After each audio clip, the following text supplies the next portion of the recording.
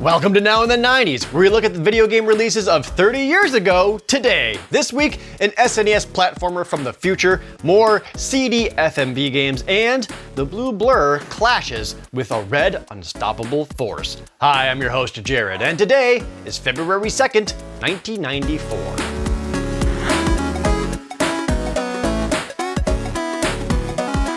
Three times the characters, three times the stages, three times the hype. Released on this very day 30 years ago, February 2nd, 1994, was Sonic the Hedgehog 3 for the Sega Genesis. Sonic 3 is a side-scrolling action platformer. Play as Sonic, Tails, or both of them together as you speed through numerous stages collecting rings. New power-ups include a fire shield, a water shield, and a lightning shield, all with different abilities for Sonic to use. New bonus stages are introduced, allowing you to collect a ton of rings, get power-ups from a gumball vending machine, and run through spheres in order to collect all 7 Chaos Emeralds. For something different, you can play as just Tails, allowing you to fly through areas, or let player 2 carry Sonic up to different heights. Fight bosses at the end of each zone, become Super Sonic with the Chaos Emeralds, and take down the evil Dr. Robotnik's Death Egg for good, definitely for real this time. Sonic 3 was developed and published by Sega, but the Japanese side of Sega. Sega had the Sega Technical Institute development team, which was in charge of all things Sonic, but it had a Japanese branch and an American branch. Sonic the Hedgehog 2 was developed entirely by the American team, and going into 1993, both teams were ready to make new Sonic games, only with the Japan team getting Sonic the Hedgehog 3 and the American team getting stuck with making Sonic Spinball. Whereas Sonic 2 was made in only a single year, Sonic 3 was given a little more time to marinate, and the two side by side really shows the upgrades that Sonic 3 got. The graphics are much improved with awesome looking backgrounds, a lot of pseudo 3D effects, and a bunch of foreground elements. The power-ups are better, the game lets you save your progress and has a bunch of save files available, and the bosses are impressive. It can't be understated how much better Sonic 3 was compared to the previous games when it was coming out. And of course, the music is really, really good. Perhaps the most infamous rumor with Sonic 3 for decades was that the music was composed by pop sensation Michael Jackson. Michael Jackson was a fan of Sonic, which led to him working with Sega to make the 1990 arcade game Moonwalker, which also got a home Sega Genesis version, which was honestly pretty good. There's a lot of speculation and hearsay when it comes to Jackson's involvement, though it's all but confirmed by Sega themselves. But it's said that Jackson dropped out of Sonic 3 due to frustrations of hardware limitations, not letting his music fit his perfectionism, asking to be dropped from all credits. And it's also said that he was dropped as his scandals started reaching the public eye. It's probably both. It does fall in line with Sega's strategy when it came to advertising their games in America. Use big names and star power to help sell it. But Sega had one more major tactic for Sonic the Hedgehog 3, releasing it on Groundhog Day. It's Groundhog Day! Sonic 3 is coming. Look for the shadow! On Groundhog Day. Make that Hedgehog Day. Did you see the shadow? Look out! Sonic 3, February 2nd. February 2nd became the day for Sonic 3. It had a lot of marketing push leading up to its release, thanks to a substantial budget to make Sonic 3 the biggest Sonic yet. He got cover spots for Electronic Gaming Monthly, GamePro, GameFan, and Sega Visions magazines. There was tons of preview articles leading up to its release, showcasing all of the zones to play through and putting emphasis on Sonic's cool new rival, Knuckles the Echidna. Toys R Us also had a promotion where pre-ordering Sonic 3 would get you a free CD with music from all the Sonic games. Perhaps the weirdest promotion was the UK release. Sega collaborated with the British music group Right Said Fred, the I'm Too Sexy for My Shirt guys, to adapt their song Wonder Man to include references to Sonic. The heavy marketing push is also what led to Sonic 3 getting split apart. Originally, a lot more was planned for the game, such as making Knuckles a playable character. But Sega had a deadline. It had to be February 1994. Not just because they really wanted to use Groundhog's Day as their release event, but also because they were committed to releasing a Sonic the Hedgehog 3 Happy Meal toy line from McDonald's around the same time. Where do the stars of Sega Sonic 3 go when the game's over? Sonic? Are you guys in there? Hey, here's a hint. They're at McDonald's in the $1.99 Sonic 3 Hamburger Happy Meal. Sonic launches with a push of a button. Tails flies who knows how high. And Robotnik barely dodges disaster. There's even this sweepstakes thing where 10,000 lucky folks will win free Sonic 3 cartridges. So if you're still looking for Sonic and his friends, I need to report a missing hedgehog. take the kids to McDonald's, where what you want is what you get. With the deadline looming and the scope of the game becoming very expensive, they were forced to split the development in half, with the other half eventually becoming the game Sonic & Knuckles. Sonic 3 was loved upon release. Reviews for it were glowing with its praise. EGM awarded an average 9.5 out of 10 with the Editor's Choice Platinum Award, saying it blows away anything you've ever seen.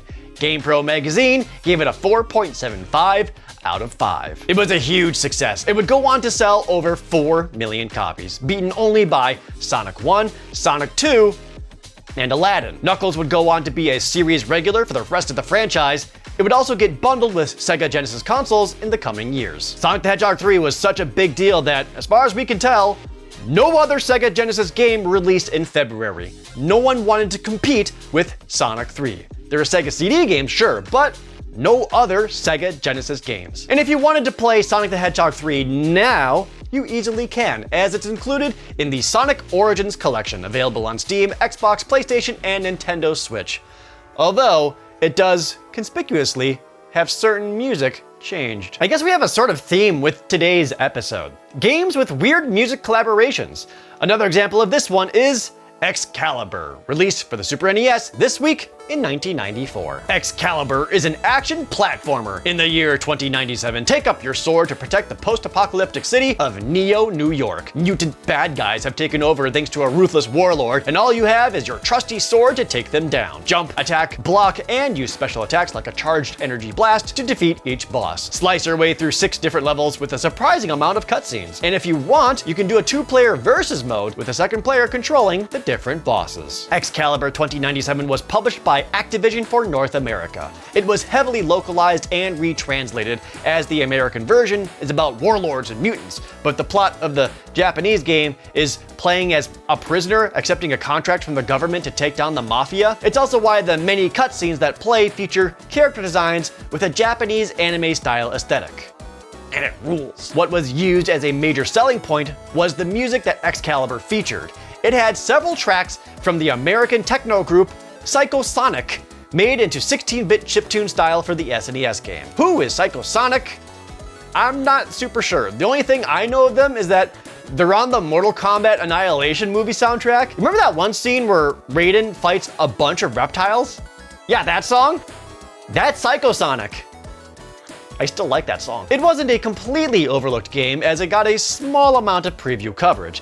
EGM had a 2-page feature in issue 55, and Nintendo Power's April 1994 issue gave a full walkthrough of the entire game. Review-wise, it was seen as just okay, an average action platformer with not a lot to write home about, even if the 2-player mode was a fun novelty. EGM awarded it with an average score of a 6.75 out of 10, and Nintendo Power had an average 3.7 out of 5 review score, with the biggest criticism is that it's a very short game, like 35 minutes or so. This is another one of those Super Nintendo oddities that didn't reach a large audience, isn't fondly remembered, and didn't have much of a legacy. As such, Excalibur 2097 has never been ported, enhanced, or re-released for anything else. CD technology continues to be optimized for what else?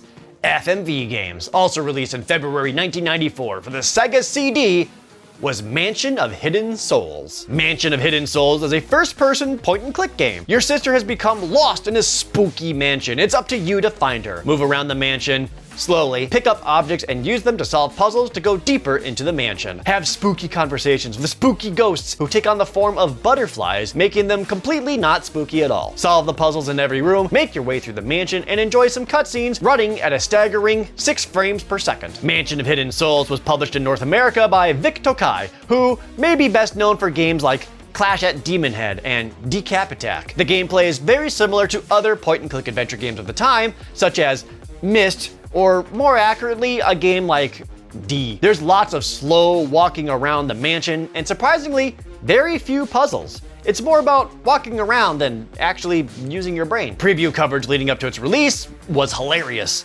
EGM first showcased it in their December 1993 issue, using it to take shots at Night Trap because you actually move through the house and aren't just a bunch of surveillance cameras. They also said it plays like Wolfenstein 3D and is a surefire purchase for Sega CD owners. Advertisements also tried to play up its realistic environments and horror factor.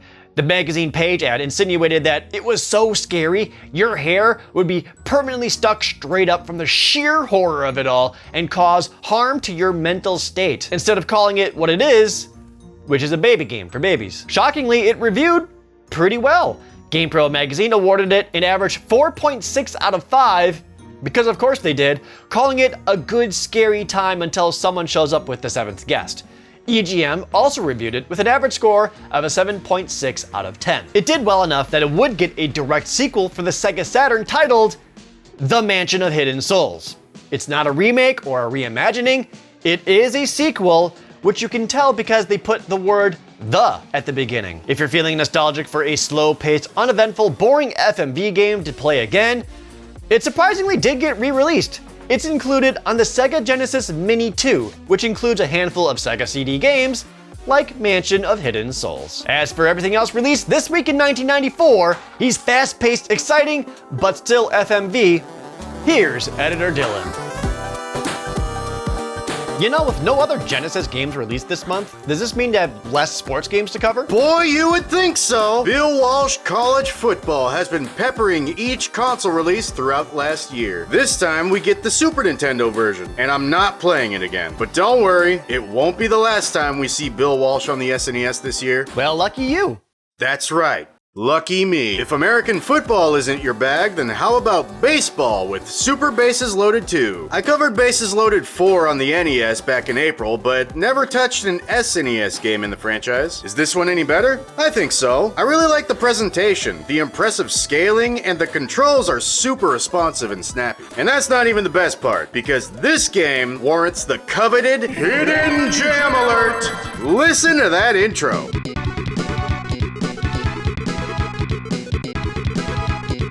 There are only like 2 or 3 actual songs in the game, but you gotta love that bass. I looked it up and found out it was composed by someone named Takeshi Ichida. But you wouldn't know that since it's common for games back then to force devs to use aliases. And that's if the credits weren't taken out entirely for the Western version. So if you see something like Ichi, Uno, or Take1, is probably him. Anyway, the baseball game is good. But what if you're a baseball fan and a football fan? Well, Sports Illustrated says, why not both?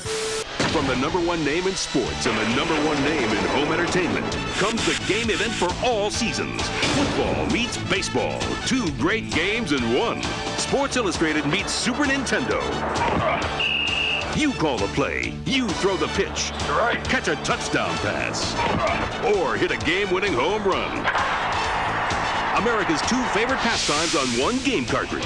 Sports Illustrated Championship Football and Baseball covers both sports in one game. And you'd think it'd be half-assed, but each game is actually fully fleshed out. So kudos to Sports Illustrated. Let's take a break real quick from the Super Nintendo and look at WCW The Main Event on the Game Boy. I was more into the World Wildlife Fund than WCW, but something tells me, even if I was a fan, I still would have hated it solely because GamePro busted out their pink sleepy dude for the review. And I so rarely see that guy. Whenever he pops up, you know they're not gonna hold anything back in their review. Let's return to the SNES with our final game this week, Pro Sport Hockey. And try not to be too alarmed when I set off another Hidden Jam Alert! Twice in one video? And both of them sports games? I guess I just can't get enough of that signature slap bass. It's just so familiar. I wonder who made this one. Here we go. In the Japanese version of the credits, it says CMS Takeshi. Wait, Takeshi?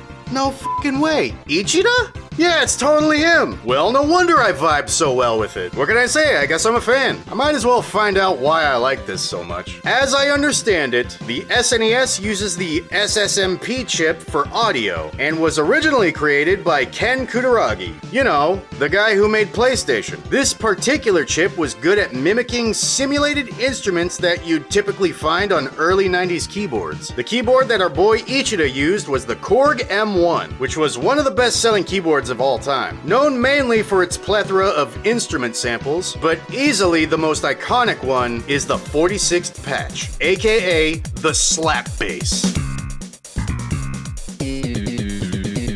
Even if you don't care for slap bass, you weirdo, you can't deny the impact this particular sound had all throughout the 90s. And if you do deny it, then clearly you've never seen an episode of Seinfeld. And yes, the Seinfeld theme didn't use a real bass. It uses the exact same instrument that Takeshi uses when you check the scoreboard for a baseball game. What a piece of trivia. I probably should have started this tangent with, did you know? 8 games released on these consoles this week in 1994. Now you see why I try to stick to first impressions instead of researching stuff. My ADHD ass will follow a trail of information for hours before even starting a script. But shout out to the Video Game Music Preservation Foundation. This was the main source that distracted me from my actual job. Hopefully it's accurate, but if not, I'm sure the comments section will politely inform me how wrong I am. Until then, I'll be bumping some more slap-based Super Nintendo jams. Later. Thank you, Dylan. Here in the Collector's Corner, Sonic 3 is very common, but a bit more sought after compared to the first two. It released with a suggested price of $69.99, and now the cartridge is worth $25. A complete in-box copy is worth $50. No idea about that pre-order music CD if you got that still, though. Xcalibur 2097 hasn't made the cut. It had a retail release price of $59.99, and now it's only $21 for the game. A complete copy does go up to $80,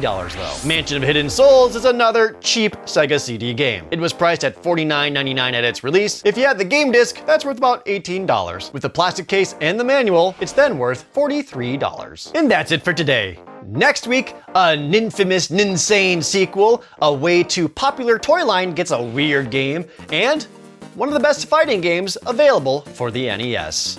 I'm your host, Jared, and this was Now in the 90s. Thank you so much for watching Now in the 90s. I want to thank some patrons like A Dream of Winter, Looney Lummox, and Skizzy. Please like the video and leave a comment down below, especially if you played any of these games that we mentioned this week. And subscribe if you haven't already. And if you already are a subscriber, thank you so much for watching the show every single Friday. Do you remember where you were the very first time you played Sonic the Hedgehog 3? I can remember exactly because it blew my mind. It was in a Sears. My parents were off looking at, I don't know, a fridge or a dishwasher or something, and I played a demo unit of Sonic 3, doing that thing where you hold the controller and you have to crane your head way up just to look at the screen. And right next to me was a CDI also playing, and I just ignored that and kept playing Sonic 3.